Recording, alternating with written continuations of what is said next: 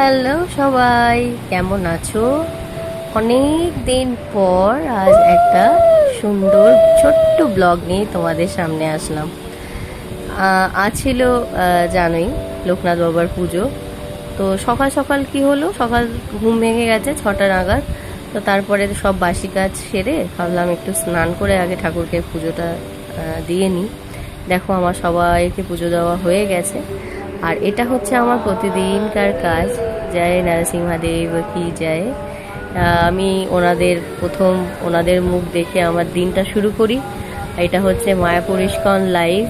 দেখো আমার গোবিন্দকে কি সুন্দর লাগছে। ওনাদের দেখলে আমার মন যে খুবই ভালো হয়ে যায়, জানো না। সকাল শুরু হয়ে গেল আমার, এরপরে শুরু করলাম নিজের লাইফ।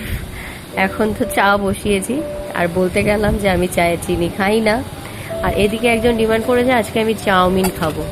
তো চাউমিনের জন্য কোনো সবজি ছিল না, উনি দুধ চা খান, দুধ চা খাচ্ছে। আর এখন যাচ্ছে হচ্ছে বাজারে। আর ততক্ষণে আমার চাউমিন রেডি, সেই ছোটবেলার স্কুল টিফিনের চাউমিন, সেই চাউমিন। গুড মর্নিং মামা। আমার ছেলে আমাকে গুড মর্নিং বললো। আর দেখো এখানে বাজার নিয়ে চলেও এসছে। আর আজকে ও দুধ খাবো না বায়না করছিল, তার জন্যই একটু চাউমিন দিলাম, না হলে ফার্স্টে আমি চাউমিন ওকে দিই না। কি বলছো বাবা? আবার আমাকে থ্যাংক ইউ বলছে। ওকে ওকে মাম্মা, খাও। আমি তো জলমুড়ি খাবো, কেন আমার একটু অ্যাসিডের প্রবলেম আছে। আমি চাউমিন কোনো সবজি ছিল না। আর এই যে এখন সব সবজি ছাড়া তো খেতে চায় না, দেখি কি বলে। পেঁয়াজ খেয়ে দেখো তো